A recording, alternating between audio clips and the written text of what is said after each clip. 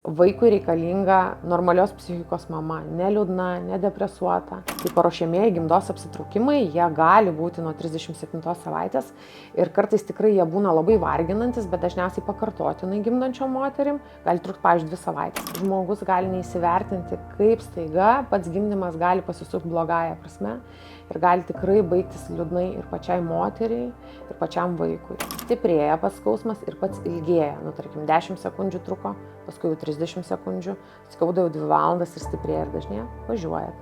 Pasiemat vyrą, daiktus ir važiuojat. Apie nėščiosios amžių ir tėčio amžių, čia yra kažkokia tai įtaka sėkmingam nėštumui ir sveikam vaikui? Labadiena, šiandien Sveikatos virtuvėje kalbame su akušere ginekologe Milda Dubininiene. Sveiki, Milda. Sveiki, profesoriu.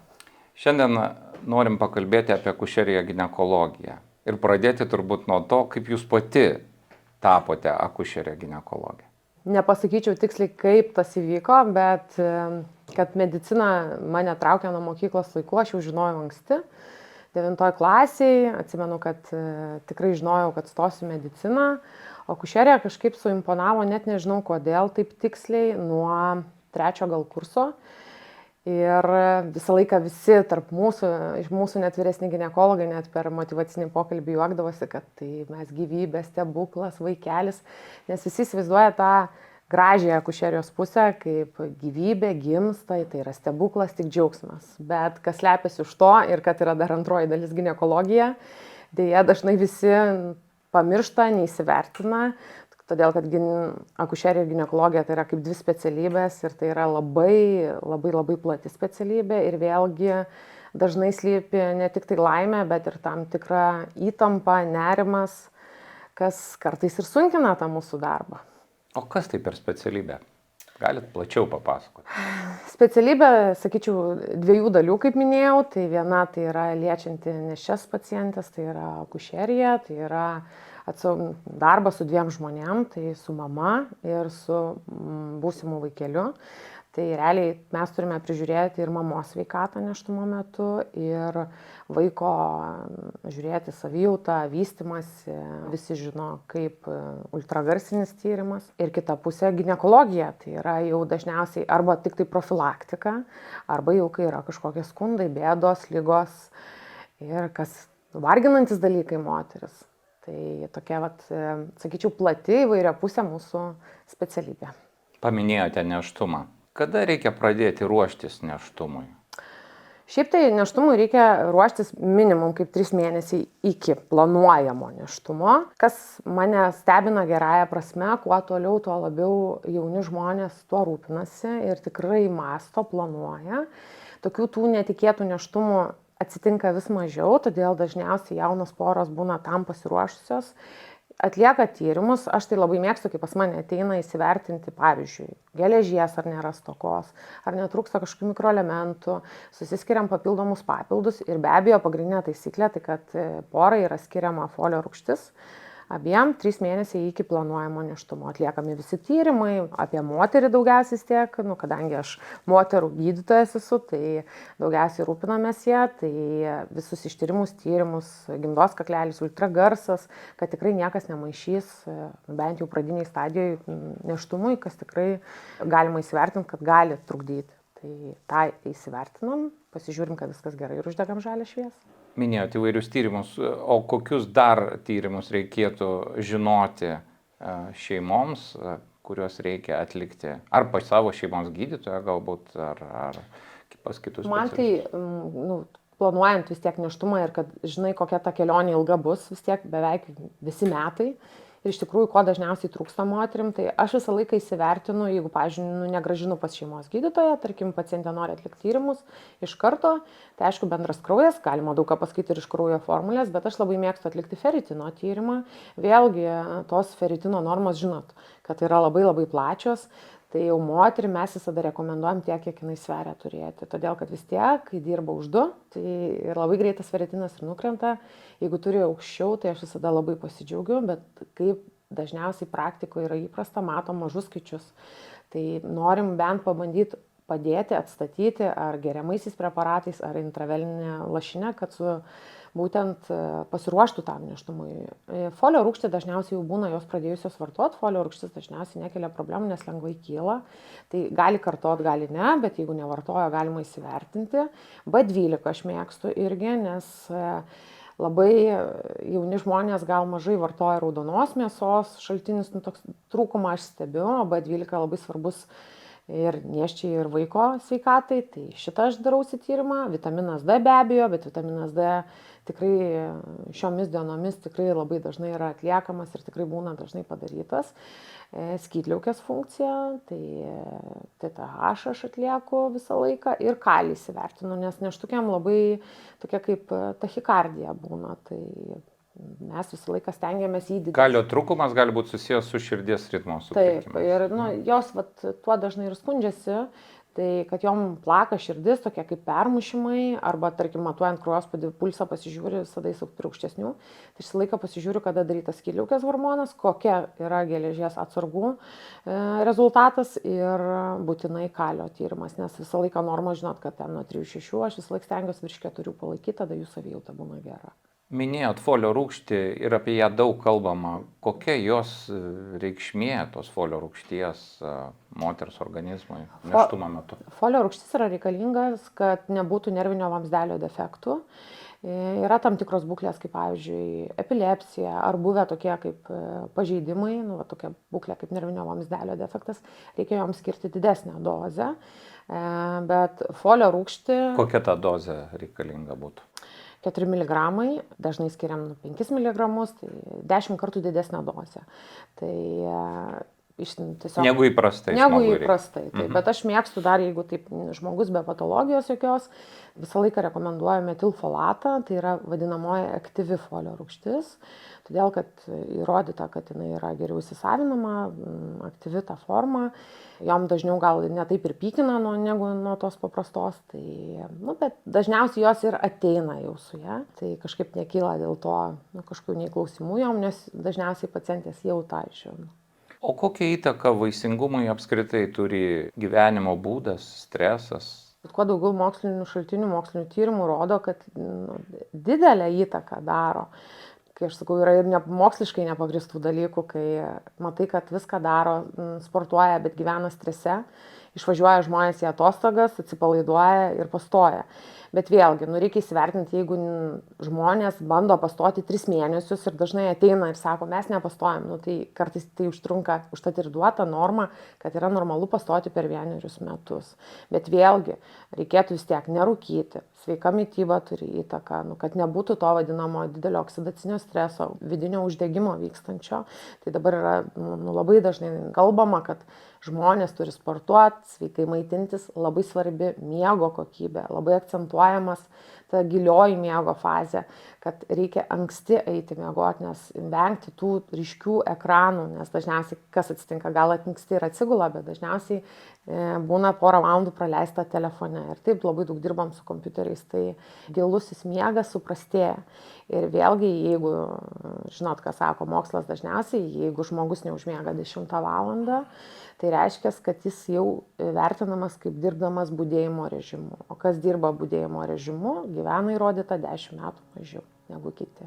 Tai yra gydytojai, gaisrininkai, policininkai, pamaininį darbą dirbantys žmonės. Tai vėlgi vis dėlto miego kokybė mums yra labai svarbi. Nėštukės dažniausiai to nesiskundžia, nes kaip tik jom yra, pats kūnas diktuoja tą, jos visą laiką labai nori anksti miegoti, dažnai miegoti, daug miegoti. Pats kūnas tą sako, kad reikia tą daryti, tai jos kažkaip tuo ir vadovaujasi. Bet vyram lygiai taip pat svarbu, nes spermos kokybei taip pat folio rūgštis, miegas, sportas, nerūkymas, alkoholis neįrodyta, jeigu saikingas vartojimas.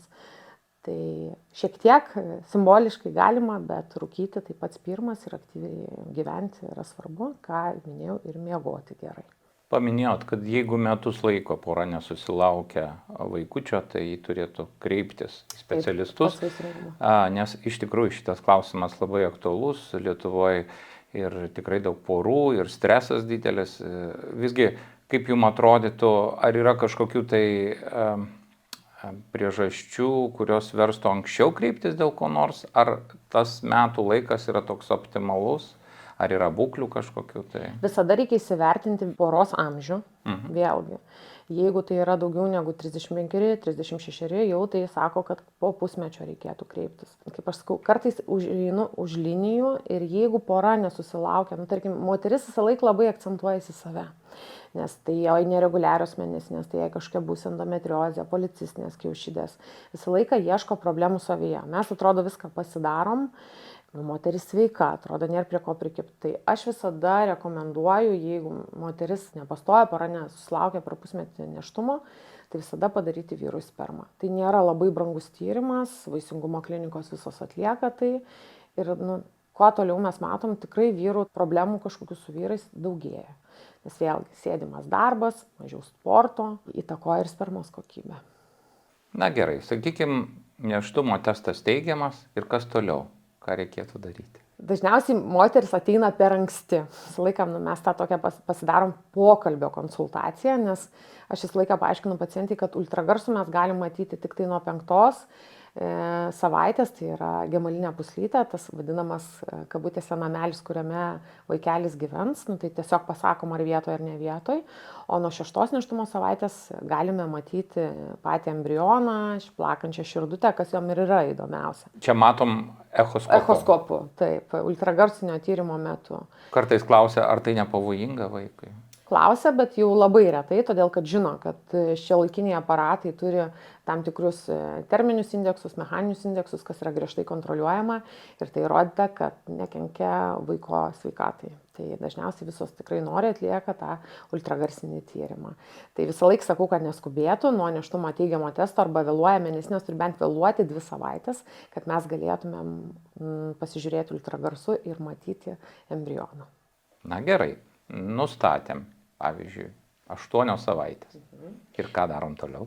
Tai priklauso nuo to, kur pacientė nori lankytis, ar pas ginekologą, ar kartu su šeimos gydytojo priežiūra. Tai jeigu pacientė nusprendžia, kad jinai nori grįžti pas šeimos gydytoją, tai reikėtų atlikti kraujo tyrimus, šlapimo tyrimus, tos, kuriuos pagal ministro įsakymą turime atlikti, užvedama nešiosios kortelė, aptariami genetiniai tyrimai, jeigu yra indikacijų arba pacientė nori atlikti tuos genetinius tyrimus, jie atliekami iš kraujo, vieni atliekami nuo 9 savaitės, kiti nuo 10 savaitės. Aš dalinuosi priežiūrą su šeimos gydytoju, nes man patinka, kai dar terapeutas įvertina ir mamos būklę, nes vis tiek, mes visą laiką ginekologai orientuojamės daugiausia į vaikučio būklę, o mama kartais atrodo vertinama, kad taip turi būti, kad tai norma, bet kuo daugiau dirbu, įsivertinu, kad vis dėlto ta gera mamos savijauta yra labai svarbi.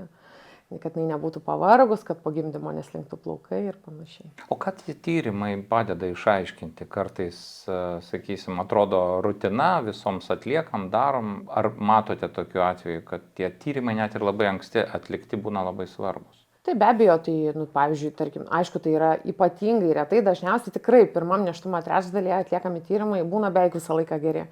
Bet, tarkim, galima rasti hepatitą B. Atsitiktiniais atvejais, tarkim, živ. Dabar programiškai dar, ne tik nešiosiam, bet šiaip tam tikro amžiaus pacientam kartu labai dažnai nėštumo metu pirmą kartą atliekamas hepatitas C. Ir tikrai yra nustatoma gestacinis nėščiųjų vadinamas diabetas iš pirmos gliukozės galima būti nustatomas. Ir vėlgi, ir kai tai yra nustatoma nuo pat pradžių, tai padeda išvengti, pavyzdžiui, didelio vaikelio, cezario pjūvio. Tai jeigu pacientė vadovaujasi rekomendacijomis, seka glikemiją savo ir jai pavyksta viską daryti puikiai. O ką reiškia žemos, aukštos rizikos nėštumas? Žemos rizikos nėštumas reiškia, kad pacientė yra be jokios patologijos. Prieš tai, pavyzdžiui, tarkim, ten yra labai daug įvairių būklių, visų čia neišvardinsime, tarkim, aukštos rizikos pacientė jau yra po cezario pjūvio operacijos. Pavyzdžiui, buvęs nevaisingumas, pagalbinis apvaisinimas, moters amžius virš 40 metų, buvusi kažkokia vaiko patologija, tarkim, paveldimos genetinės ligos, moters ligos, kurios gali sunkinti nėštumo priežiūrą. O fiziologinis mažos rizikos nėštumas jį gali prižiūrėti šeimos gydytojas. Ginekologas atlieka tik tai echoskopijas, kai reikia arba kai kažkokia nustatoma papildoma patologija. O kokie yra pirmieji požymiai, kad nėštumas vystosi ne taip, kaip turėtų?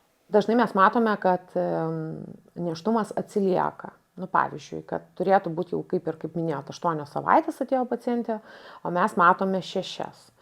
Tai gali būti ir visai normalu, tai gali būti, pavyzdžiui, nereguliarus ciklas, vėlesnė ovuliacija, visko gyvenime tikrai būna ir esu mačius tikrai puikius sveikus nėštumus, bet dažnai išlenda ir genetinė liga arba sustoja vystytis, kas irgi gali būti kaip genetinės ligos išraiška.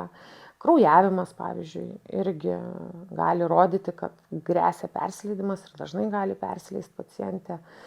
Dažnai pacientės skundžiasi, kad joms skauda pilvą, bet tai yra normalu. Nėštumo pradžioje tas skausmas kaip per mėnesinės, tai yra norma. Tame laike dažniausiai blogas reiškinys yra kraujavimas, tada visada reikia pasirodyti pas ginekologą. O kaip moters organizmas apskritai reaguoja į nėštumą? Kaip keičiasi moters organizmas nėštumo metu? Sakyčiau, labai reaguoja. Išskiriami įvairūs padidėję tiesiog hormonų kiekiai, pavyzdžiui, relaksinas, kuris atpalaiduoja raiščius, ar ne? Todėl jos visą laiką skundžiasi, kad joms skauda šoną.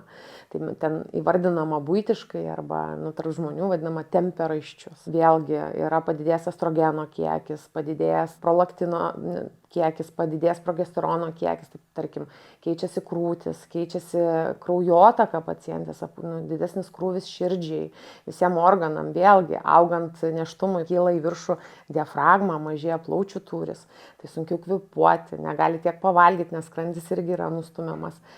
Moters kūnas, aš visą laiką sakau, yra stebuklas, todėl kad jisai gali labai labai keistis.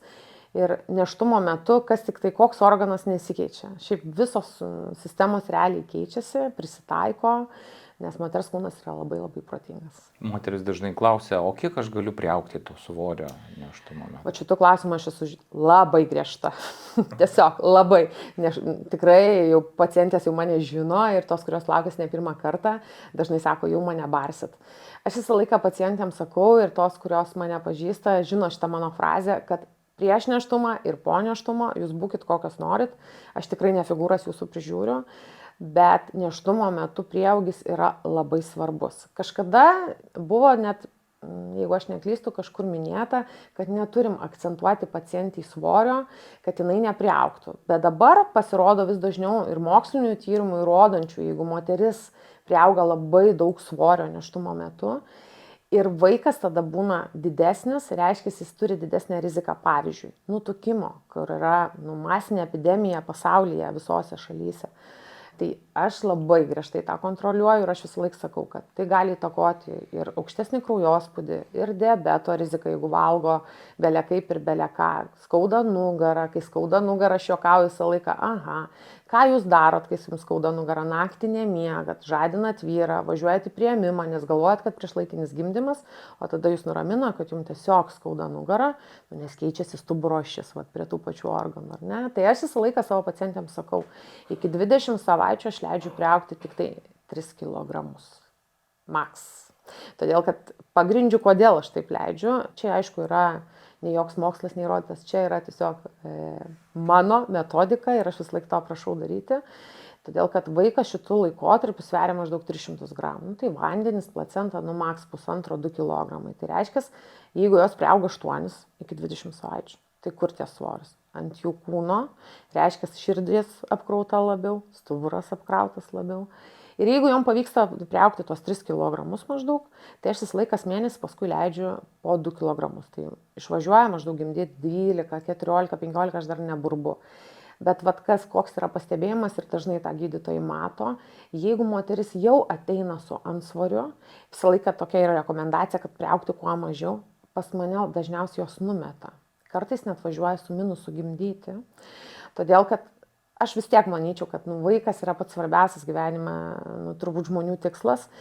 Pati moteris gal ir vyras, manau, įsijungia tame, jie pradeda laikytis sveikos mitybos principų ir todėl numeta to svorio. Dažnai nustatom ir nėščiųjų diabetą, kas priverčia juos laikytis sveikos mitybos. Tai aš vis laik tik pasidžiaugiu. Aišku, jos pergyvena, nes kaip čia man krenta svoris, o kaip čia dabar su to mano nėštumu. Bet sakau, jūsgi matot, kad vaikas tai auga. Tai tą įrodo ultragarsas ir viskas būna tikrai gerai. Jaunos moterys, kurioms paprastai nėštumas yra pirmasis gyvenime, dažnai užduoda klausimus, kaip apskritai turiu gyventi, kaip turi keistis mano gyvenimas. Ar galiu keliauti, pavyzdžiui, galiu skristi 3 valandas, ar turiu trumpiau, ar galiu sportuoti.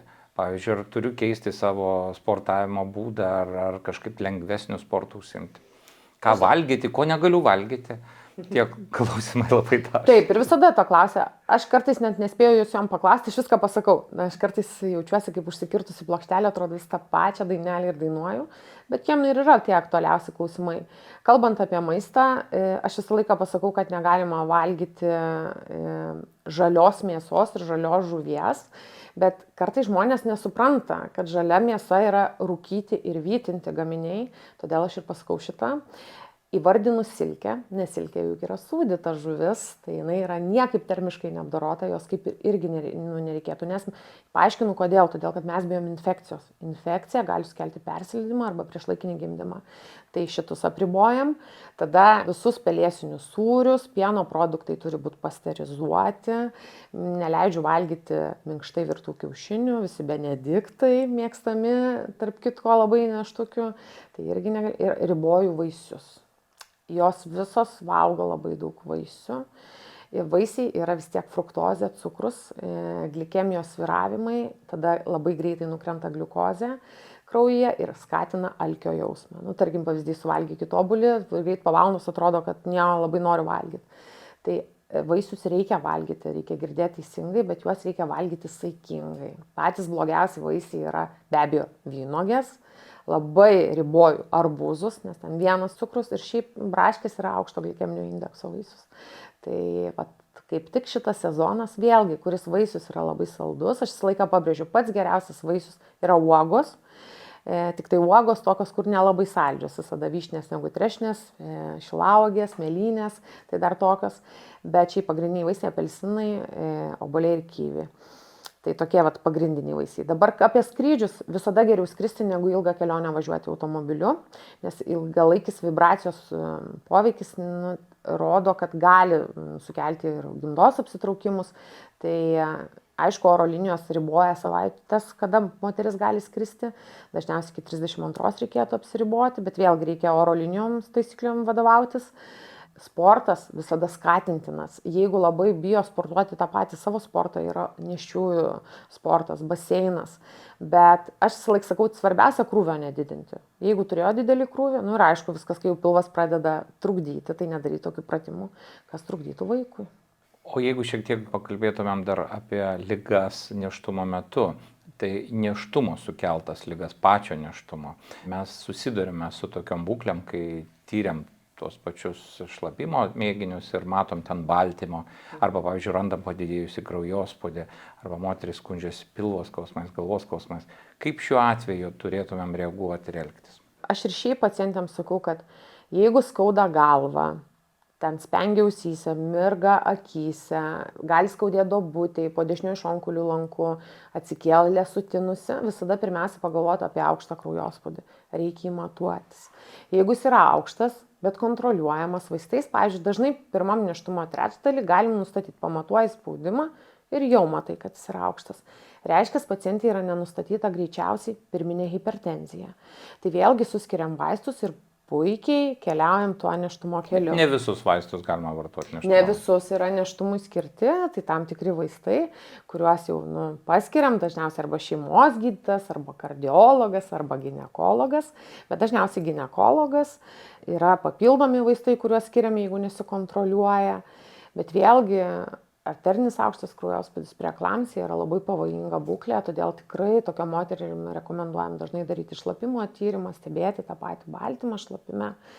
Bet ačiū Dievui pasitaiko jos vis mažiau, aišku, labiausiai gal susiduria 3 lygio ligoninės, nes dažniausiai nukreipia, gal jie taip ir nepasakytų, kad mažėja tų pacienčių, bet šiaip bendrai žiūrint, vis tiek įvesta dauguma pacienčių vartoja aspiriną prie tam tikrų būklių. Tarkim, pirmą kartą, vyresnis amžius, po pagalbinio apvaisinimo, buvus preeklampsija, tai galima paskaičiuoti net preeklampsijos rizikas, yra specifiniai tyrimai, preeklampsijos žymenys, tai tikrai tobulėja viskas ir padeda mums pažinti tas ligas anksčiau ir išvengti neišnešiotumo. O kokį vaidmenį nėštumo metu vaidina nėščiosios partneris, vyras? Sakyčiau, labai didelį. Tai didžiausia atrama pacientei. Aš tikrai matau, yra labai darnios poros, lygiaverčiai partneriai ir matai, kad tikrai pacientai padės tas vyras ir po gimdymo. Ir yra truputėlį, gal nepasakyčiau, kad neatsakingi, bet gal truputėlį dar pasimetę ir nežino, ką daryti. Tai vėlgi labai svarbu gal nueiti ir į tos pačius gimdymo kursus, kad kartu suvoktų, kad tai yra komandinis darbas. Labai dažnai vyrai, aš girdžiu, kaip pasako, kad aš nedalyvausiu gimdyme. Sakau, nieks čia jūsų neklausia, jūs turėsit dalyvauti. Vėlgi, pačio gimdymo metu, to vadinamo stumimo metu, tai tikrai gali nedalyvauti. Bet tarpuose, tarp apžiūrų, nes moteris gali gimdyti ir visą parą, tai yra didžiausia atrama vyras, sakau, jūs turite ir nugarą pamasažuoti, ir padėti į tualetą nueiti, ir į dušą, nes vėlgi yra tas vadinamas šiltas vanduo, padeda atsipalaiduoti. Didžiausias ramstis, didžiausia atrama ir vėlgi, o jeigu cezario pjūvio operacija įvyksta, tai to pačiu ir su vaiku padeda, bet vėlgi toje kelionėje jisai turi būti kaip bendrakeleivis, vėlgi toj pačioj mytyboje. Jeigu moteriai yra nėščiųjų diabetas, jai ir taip sunku atsisakyti to maisto, kaip pavyzdžiui. Jeigu vyras valgo McDonald'ą, moteris turi valgyti salotą su vištiena, tai aš sakau, kad tai yra nedraugiška. Gali jis darbe pavalgyti, kai dirba, bet šalia turėtų jai padėti, todėl kad dažniausiai jai tada lengviau ir paslysti, kai yra kažkokių pagundų. Vėlgi, padėti uždėti net tos pačius batus. Tai, bet dauguma vyrų tikrai, ką aš matau, tikrai labai stengiasi ir tikrai labai padeda. Ir tarp kitko, vizituose dažniausiai ateina su vyrais ir visada jie dalyvauja. Gal ne kiekvieną sykį, bet tikrai per patį nėštumą, tarkim, 7-6 vizitai, daugiau negu pusė tikrai vizitų dalyvauja kartu su partneriais. Nejučia artėjam link gimdymo mūsų pokalbyje ir iš tikrųjų tas gimdymo laukimas, kada artėja terminas, yra irgi toks nelengvas etapas. Ką galėtumėt patarti šiame etape, kai lieka savaitės, pora ar viena iki to laiko ir atsiranda tas nerimas, kada reiks vykti į ligoninę, kaip čia reaguoti, kaip reaguoti kažkokį paskaudėjimą, kaip jūs patartumėte elgtis? Mano visą laiką patarimas, toksai net nesusijęs su gimdymu, bet aš visą laiką pasakau savo pacientėm, dažniausiai jeigu nepamirštu, kai nustatau gimdymo terminą, visą laiką šeimynai liepiu pasakyti 2 savaitėm vėliau. Visos pradeda klausti, kodėl, arba juoktis, kai kurios supranta, kodėl aš taip sakau, todėl kad dažniausiai gimdymas neprasideda laiku. Tam ir yra duotas 10 dienų po termino laikas, kad gali ir saugu nešioti. Pas mus Lietuvoje maždaug apie 40% yra sužadintų gimdymų. Tai sakyčiau, kad tikrai yra labai didelis procentas. Ką tai rodo, kad moteris gimdys po dažniausiai termino. Tai vėlgi šeimyna, žinot, mamos, anytos, tikrai irgi jos kartu nerimauja ir pradeda, tiesiog skambinėti, kodėl tu negimdai, kodėl čia niekas nieko nedaro. Ir tai pačiai nėščiai, jeigu jinai buvo iki tol rami, dažniausiai sukelia dar didesnį stresą. Bet vėlgi, grįžtant į nėščiosios temą, kas yra normalu, tai paruošiamieji gimdos apsitraukimai, jie gali būti nuo 37 savaitės ir kartais tikrai jie būna labai varginantis, bet dažniausiai pakartotinai gimdančiom moterim, gali trukti, pavyzdžiui, 2 savaitės. Jie būna nereguliarūs, pavyzdžiui, 1 per 20 minučių, bet tokius neleidžia išsimiegoti. Tai aš visą laiką rekomenduoju, tikro gimdymo paracetamolis nenumalšinus. Jeigu moteris yra labai pavargus, nemiegojus, pavyzdžiui, kelias naktis, išgerti paracetamolio tabletę. Ir dažniausiai jos gerai išsimiega, pailsi, tada jo mažiau ir ta gimda apsitraukinėja. Kada reikėtų važiuoti į ligoninę? Kai aišku, kai nuteka vaisiaus vandenis, kai yra kažkokia pacientai bloga savijauta, tas pats aukštas kraujospūdis, galvos skausmas, kažkas neįprasto. Kraujavimas, jeigu atsiranda kažkokių kraujingų skirų, suretėja vaisiaus judesiai. Tai aišku irgi gali būti, pavyzdžiui, kai gimda nereguliariai apsitraukinėja, mažiau juntami tie vaisiaus judesiai. Vėlgi tas vaikas į galą ir mažiau ir juda, jie kitokie tie judesiai, aš visą laiką sakau, tokias ramstymaisis daugiau. Yra, kai 1 per 10 minučių, tik aš visą laiką sakau, pabūnat namie ir paskaičiuojat, jeigu dažnėja, stiprėja pats skausmas ir pats ilgėja. Tarkim, 10 sekundžių truko, paskui jau 30 sekundžių, skauda jau 2 valandas ir stiprėja ir dažnėja, važiuojat. Pasiemat vyrą, daiktus ir važiuojat. Tai dažnai jos ir grįžta namo, nes būna neprasvėrę, vėlgi visada geriau būti namuose nei ligoniniai. Tai jos pakartotinai dažnai atvažiuoja, pavyzdžiui, atvažiavo vakare, atvažiuoja paryčiais, jau būna prasivėręs šiek tiek kaklelis ir tada guldoma į gimdyklą. O tas gimdymas namuose, koks jūsų požiūris, populiarus tarp kai kurių moterų? Aš tikrai turiu daug pacienčių, kurios, kaip daug, sąlyginai, palyginus aš susiduriu su jom ir aš turiu jas. Aš šiaip niekada neprieštarauju, čia yra žmogaus pasirinkimas, mes gyvenam laisvoje Lietuvoje, bet vėlgi aš esu pirma gydytoja, turim gražias ligoninės, artimas jau namų aplinkai ir visas medicininis personalas apmokytas, nes žmogus gali neįsivertinti, kaip staiga pats gimdymas gali pasisukti blogąją prasme ir gali tikrai baigtis liūdnai ir pačiai moteriai, ir pačiam vaikui. Bet juk nepriversi moters gimdyti ligoniniai, tiesiog tai yra jos pasirinkimas. Bet vėlgi, jeigu manęs pacientė paklaustų, aš tikrai rekomenduočiau gimdyti ligoniniai.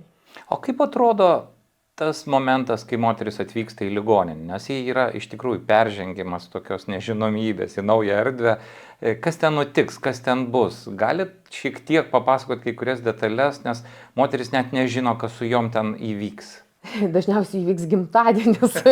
Dažniausiai, jeigu neišrašys dar pabūti namie iš ligoninės tos pačios. Tai vėlgi, tai atvyksta į priėmimo skyrių, dažniausiai pasitinka registratūros darbuotojas, jeigu yra reguliari veikla, užrašoma kardiotokograma, kurioje registruojame vaikučio širdies dažnį ir gimdos apsitraukimus. Tada yra, jeigu tikrai matom, kad tikrai ar tenka vandenis, ar, tarkim, kažkas negerai, ar to pačiu reguliari veikla įsivystė, kviečiamas yra ginekologas, kuris pasižiūri, apžiūrimas gimdos kaklelis. Jeigu yra pasiruošę gimdymo takai gimdymui, moteris yra keliama į gimdymo skyrių, kur turi savo akušerę ir jeigu, tarkim, moteris be jokių rizikos veiksnių ir sutinka, kad jos nėštumą prižiūrėtų akušerė, tikrai pilnai gali vesti visą gimdymą ir akušerė, nes mūsų akušerės yra tikrai labai gerai paruoštos ir jos tikrai viską moka neprašiau nei gydytojai. Nebent jeigu ten, tarkim, kažkas atsitinka, žali vandenis, tonai sureaguoja, tai perduodama gydytojui. Arba jeigu moteris su tam tikra būklė, pavyzdžiui, natūralus gimdymas po cezario pjūvio operacijos, tai jau tokį gimdymą prižiūrės gydytojas ginekologas, tik dažniausiai jis, pavyzdžiui, turi 8 gimdyklas, o akušerė dažniausiai turi 2. Tai vėlgi artimiausias žmogus, kuris bus be vyro šalia gimdyvės, tai bus akušerė. Gydytojas pasirodyti gali tik tai pačioj pabaigoj, kai jau tas gimtadienis artėja. Vėlgi priklauso, kokia ta būklė, ar veikla vystosi ar ne, tai ar reikia skatinti ar ne, ar reikia nuleisti vandenis ar ne, moteriai skausmo malšinimas, epidurinė analgezija. Daug veiksmo tenai, bet dažniausiai vis tiek per parą gimtadienis įvyksta. Keliaujam į patį gimdymo procesą ir čia klausimas, cezaris ar natūralus gimdymas? Vienareikšmiškai tik tai už natūralų gimdymą. Cezaris jau yra kaip nėštumo komplikacija. Tai tarkim, aišku, kai jį reikia daryti dėl tam tikrų būklių pacientės, pavyzdžiui, tam tikros ligos, kai reikalauja tas, kad būtų būklė tokia, kad būtų tas cezario. Taip, reikia ir reikia jį daryti. Pablogėjo vaikučio būklė, reikia ekstra daryti. Taip, reikia. Bet kai žinot, dabar yra labai daug pagal pageidavimą, pagal norą. Tik tai moteris neįsivertina, kad jau antras nėštumas bus komplikuotas. Jau jinai tampa didelės rizikos nėštumu. Ir tas antras vaikelis, kuris irgi nemažiau mylimas ir labai laukiamas, arba 3, arba 4, jau yra didesniai rizikoje. Vėlgi pačios moters sveikatai irgi yra daug blogiau. Tarkim, pavyzdys, perpjaunami pilvo raumenys, jau yra nebe toks tas pilvas, jau yra didesnė apkrova stuburui. Kaip pavyzdys, o operacija yra operacija, tai yra intervencija, visada galima pažeisti kažką, nes būna ir netikėtų dalykų, kurių net pagal anatomiją nesitikė. Tai vėlgi, jeigu išeina natūraliai pagimdyti, tai aš vis laik už natūralų gimdymą. Ir šiaip, jeigu jūs padiskutuotumėt su dauguma ginekologų, paklaustumėt tiesiog, kaip norėtum gimdyti. Tai manau, kad tikrai dauguma atsakytų, kad tik natūraliais takais. Gimdymas pavyko, vaikutis išvydo pasaulį. Kaip atrodo ta pogimdyvinė priežiūra? Kas vyks toliau? Su ta pogimdyvinė priežiūra yra visaip. Tikrai Lietuvoje dar sunku ir aš suprantu, kad to medicinio personalo yra mažai ir dažnai pacientės gali jaustis pamirštos. Aišku, labai priklauso nuo žmogaus. Bet vėlgi pogimdyvinėse palatose, jeigu moteris gerai jaučiasi, nėra jokios patologijos, prižiūri dažniausiai akušerė, parodo, kaip vaikelį teisingai maitinti. Šiaip gimdykloje pirmiausia parodo akušerė, bet vėlgi to pienuko dažniausiai labai retai jau būna. Priešpienis yra tirštas, vaikelis sunkiai žindo, todėl kad sunku jam, jis tingi, nenori, visada būna nepatenkintas ir verkia ir tą garsiai parodo. Ir vėlgi moteris labai jaudinasi iš tikrųjų dėl to maitinimo, nes tai yra tikrai didžiulis darbas. Bet ką mokslas sako, kad tik 3% moterų gali neturėti pieno. Šiaip visos turi to pienuko ir tikrai gali maitinti. Bet vėlgi, ką šiai dienai aš tikrai pastebiu, žinot, yra dabar forumai, berželinukai, gruodinukai, visos grupės ir ten yra daug moterų, kurios tą mėnesį, tarkim, gimdo. Jos yra labai smerkiančios. Jeigu moteris nemaitina, nepamirškim pogimdyvinės depresijos aspekto ir tai moteriai ir taip viskas nauja. Vaikas, vyras, jeigu nepadeda, mesgi nežinom tos šeiminės situacijos, jei gal skauda prapjautą pilvą, jinai negali normaliai atsistot, gal jai, pavyzdžiui, sunkiau šlapintis ar tuštintis, nes ten yra kirpta po natūralaus gimdymo. Ir nėra pieno, krūtis skauda, dega ir dar kokia pasako, kaip tu nemaitini ir duodi mišinuką. Aš visą laiką sakau, kad reikia nesmerkti, nes žmogus renkasi, nes vaikui reikalinga normalios psichikos mama, neliūdna, nedepresuota. Tai vėlgi, nei vienas nieko blogo neatsitiko, kad buvo nežindytas. Aišku, tai yra rodo, kad tyrimai, kad mikrobiotai vaiko, kad motinos pienas yra labai turtingas. Bet nereikia nueiti kraštutinumus. Tai aš visą laiką pacientėm ką rekomenduoju. Gimdymas tai vis tiek. Gimdymą galima paskaityti, kaip vyks, kol nepajusi vis tiek nesuprasi, kaip ten reikia gimdyti. Akušerė gimdykloje tikrai pasakys, kaip stumti, ką daryti, bet žindymas yra didžiulis mokslas. Tai aš visą laiką rekomenduoju jom kaip tik kur investuoti pinigus, kur eiti, į kurios kursus, tai yra į žindymo kursus. Ir vėlgi net gal pamastyti apie žindymo specialistę, todėl kad jeigu yra sunkumų, kad ją pasikviesti į namus, kad parodytų kaip tą krūtį. Jeigu, pavyzdžiui, ligoninėje nepasitaikė, tokia gera proga to išmokti. Tai tikrai labai padeda ir dabar tai yra tikrai populiarėjanti paslauga ir iš tikrųjų aš matau labai teigiamus rezultatus, labai daug moterų žino. Moteris dažnai po gimdymo teiraujasi dėl krūtų problemų. Ir iš tikrųjų mastitas ir kažkokios kitos problemos. Ką čia patartumėm? Kaip reikia nedelsti, kreiptis, ar pačiai savigydą užsiimti? Kaip jūs... Savigydą gal nereikia užsiimti, bet reikia teisingai atpažinti. Man būna labai liūdna, kad jeigu tik pacientės pirmas sukarščiavimo epizodas yra, ir tai dažniausiai priežastis yra laktostazės. Laktostazė yra kaip pieno sankaupa, kai neištuštinama krūtis. Pavyzdžiui, vaikas neištraukia, tarkim, galima, pavyzdžiui, su pientraukiu nusitraukti, bet to nežinoma. Arba, tarkim, ilgiau užmiega, vaikas nemiega, vaiką reikia žadinti, reikia arba pieną nusitraukinėti, arba vaiką maitinti. Nes vaikai gimę tinginiai yra, jie, miega, jiem labai patinka miegoti. Tai vėlgi ta laktostazė yra labai greitai suskubama ir užskiriama antibiotikai. O tiesiog užtektų ibuprofeno, nueiti prieš tai į šiltą dušą, nusitraukti krūtį, pavyzdžiui, su pientraukiu, paskui atvėsinti, pavyzdžiui, vėsų rankšluostuką, tik nedėti jokio ledo, nes tikrai gali būti pažeidimas.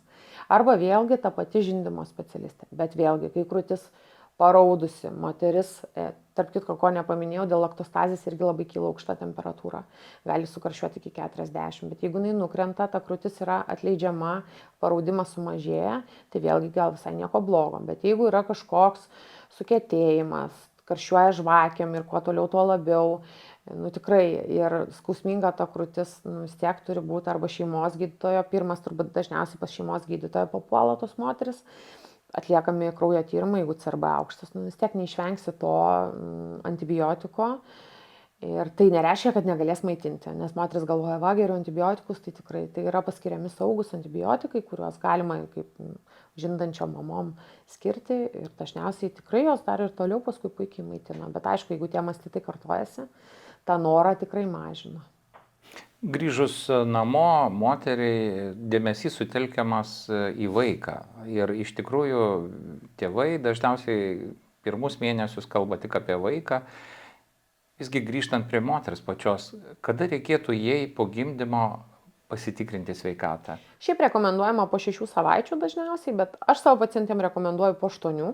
Todėl, kad pirmas mėnesis vis tiek jom bus žiauriai tragiškas, jos dar nepažįsta savo vaiko, nežino savo ritmo, kaip kada keliasi, kada miega, kaip maitinti ir taip toliau. Vėlgi ten viskas labai jautru. Tai jeigu jinai ten labai neskuba, tarkim, nesvajoja apie vonę, nesvajoja apie sportą, tai aš visą laiką sakau, kad ateitų po 8 savaičių. Tada tas ir tas, tarkim, kirpimas, epiziotomija vadinama, jinai būna dar labiau sugijusi, netokia jautri ir tada ta apžiūra netampa kaip kažkoks kančia, košmaras ir panašiai, neprimena gimdymo. Labai įdomus pokalbis. Pabaigai norėčiau paklausti apie tai, kas daro gydytoją sėkmingą ir laimingą savo darbę. Mane laiminga gal daro, kai pacientė jaučiasi saugi. Dažnai, tarp kitko, šiais laikais žmonės pasako ir ačiū, ir kad aš jaučiausi visą nėštumą rami, tą ištransliuoja ir tai man malonu girdėti. Reiškia, aš einu teisingų kelių. Aš visą laiką nuo rezidentūros laikų pastebėjau, kad žmogus saugiausias jaučiasi, jeigu tu jam viską paaiškini. Tai šiaip vizito metu aš labai stengiuosi daug šnekėti, tik tai aš šneku gal greitai ir konkrečiai, nes tas laikas spaudžia. Aš norėčiau valandą turėti vizitui, būtų fantastika, bet dėja taip nėra. Ir kartais tas toksai skubėjimas verčia mane nepatogiai jaustis prieš pacientą, todėl kad tarsi jaučia skubinu aš tas pacientės. Bet kartais niekur nenuskubėsi. Ir visą laiką yra sėkmės, manau, rodiklis. Kai tu šnekėsi su savo pacientu, reikia girdėti, reikia matyti ir jam paaiškinti. Kai jam viskas aišku, dingsta ir visas nerimas, jisai supranta savo kūną, savo būklę ir turbūt tas saugumas viską ir atperka. O noriu jūsų, Milda, paklausti apie nėščiosios amžių ir tėčio amžių. Čia yra kažkokia tai įtaka sėkmingam nėštumui ir sveikam vaikui? Tikrai yra. Vėlgi pradėkime kalbėti nuo genetinių ligų, kad jeigu moteris gimdo 35 metų, jau gimdymo metu jai bus 35, tai jai priklauso genetiko konsultacija. Jeigu vyrui apvaisinimo metu yra 42, tarkim, moteris 26, vyras 42, jau priklausys irgi genetiko konsultacija dėl vyro amžiaus. Bet vėlgi, žinot, su vyrais yra įvairiai. Gali būti labai jaunas ir būti labai bloga sperma nuo pat pradžių. Mes kartais tų visų priežasčių ir nesužinom, kodėl jinai yra tokia. Bet vyrai visada, kaip aš visą laiką juokiuosi ir juokauju su pacientėm, visada palaiminti. Visada jiem gyvenime sekasi. Nei jiem gimdyti reikia. Spermatogenezė vyksta maždaug apie 2 mėnesius, 70 kelios dienos. Tai vėlgi, jeigu sperma buvo labai bloga, rekomenduojam, pavyzdžiui, vitaminus, mesti rūkyti, sveikai gyventi. Ir staiga jis pasikartojęs po kokių 2 mėnesių, 3 mėnesių, jis gali turėti puikią spermą ir vėl viskas būti gerai. Todėl ir matom, kad 70-mečiai puikiai gali tapti tėveliais. Taip? O vat jau moteriai yra kitaip. Nuo 35, kai gimsta mergaitė, jinai gimsta su maždaug 4 milijonais kiaušialąsčių. Kai jinai pasiekia paauglystę, lieka labai mažas, toks vadinamas mažas, 100 000 tik tai. Ir mes kas mėnesį moteris, kas ciklą netenka maždaug po 20 kiaušialąsčių. Tai reiškia, kad susiformuoja tas dominuojantis folikulas vienas, bet dar žūva maždaug 19 kartu antrinių tų folikulų. Tai mes vis mažėja ir mažėja. Nuo 35 pradeda mažėti kiaušidžių rezervas.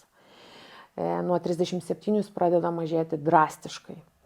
Tai vat tas amžius, kad moterį iš tikrųjų ginekologai dažnai skatina, kad jaunas moteris gimdykit vaikus. Bet aš to vizito metu tikrai nesistengiu daryti, nes gal tas žmogus nenori vaikų, gal tas žmogus net neplanuoja, nes turi tam tikrų ligų, apie kurias su manim gal nenori šnekėti. Gal, pavyzdžiui, jis neturi su kuo turėti tų vaikų, tarsi spaudimas, tik ir dabar man eiti gatvę ir šaukti, kad man čia ateik, aš noriu vaikų. Tai vėlgi tas yra toksai psichologinis aspektas, bet vėlgi tos moteris, aš paklausiu, ar turi partnerį ir, pavyzdžiui, yra operuotos dėl endometriozės. Nes endometriozė yra tokia liga, kuri gali mažinti vaisingumą, operacijos, kurios mažina kiaušidžių rezervą, gali sumažinti. Tai aš taip per aplinkui gražią formą pradedu taip užsiminti, kad turit žinoti, kad gal jūsų atveju reikėtų paplanuoti tuos vaikus ne 40. Tai visada skatintinas tas laikas 28-32, turbūt tai yra auksinis moters amžius. Kai jau ir karjera gali būti padaryta, ir vaikus galima gimdyti. Ačiū, Milda, jums, ačiū už pokalbį, ačiū gerbiami žiūrovai ir linkime visiems naujų susitikimų.